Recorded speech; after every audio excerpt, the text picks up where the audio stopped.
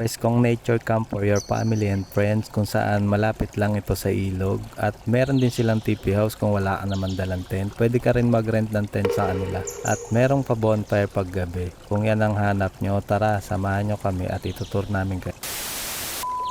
Ngayong araw nga ay babiyahe na naman kami patanay. At dahil long weekend nga ito, we decided na mag-overnight camping. Syempre para makapag-relax din paminsan-minsan at makapag-banding na rin sa lugar kung saan malayo ang polusyon. Kaya dito nga lang yan sa Tampisawan Nature Camp. Pagpasok mo nga dito ay mapipil mo na talaga na presko ang lugar dahil sa dami ng puno na nakapaligid dito. Riverfront nga rin itong camp na to kaya nung day 1 dito kami nag-set ng tent sa malapit lang sa ilog. Mababait nga din yung mga staff dito, i-assist nila kayo sa pag-unload ng mga gamit nyo. At nung nakapag-set up na nga kami ng tent ay nag-prepare na kami ng mga food na lulutuin namin para sa aming day 1. Kung motor ride nga kayo at wala kayong mga dalang tent, meron din sila dito mga TP house or nagpaparent din sila dito ng mga tent na kailangan nyo.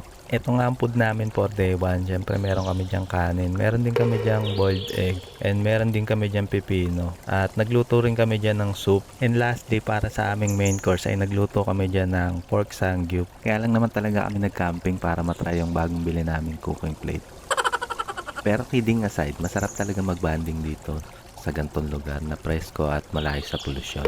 Lalo na kung kasama mo yung family or friends mo.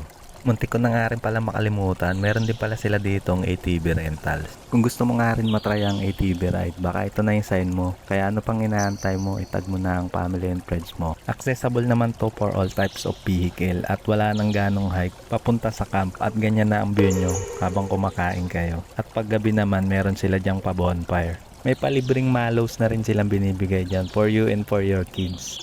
Nakikita mo naman, di ba? Nakikita mo naman, di kailangan magsalita pa, nakikita mo na yan.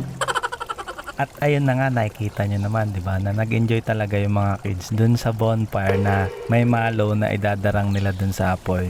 And the next day nga, ay maaga rin kami nagluto para naman masulit pa namin yung remaining time namin dito sa camp. After nyan ay kumain na kami at nag-enjoy. Kung makaabot ka nga dito sa part ng video na to, maraming salamat sa'yo. Paki-comment na rin ng lugar mo para naman malaman ko kung saan umabot tong video na to. Para din naman ma-shoutout kita sa susunod na upload kong video. Like, comment, and share na din kung may nadagdag na bucket list sa mga susunod mong ride. Salamat!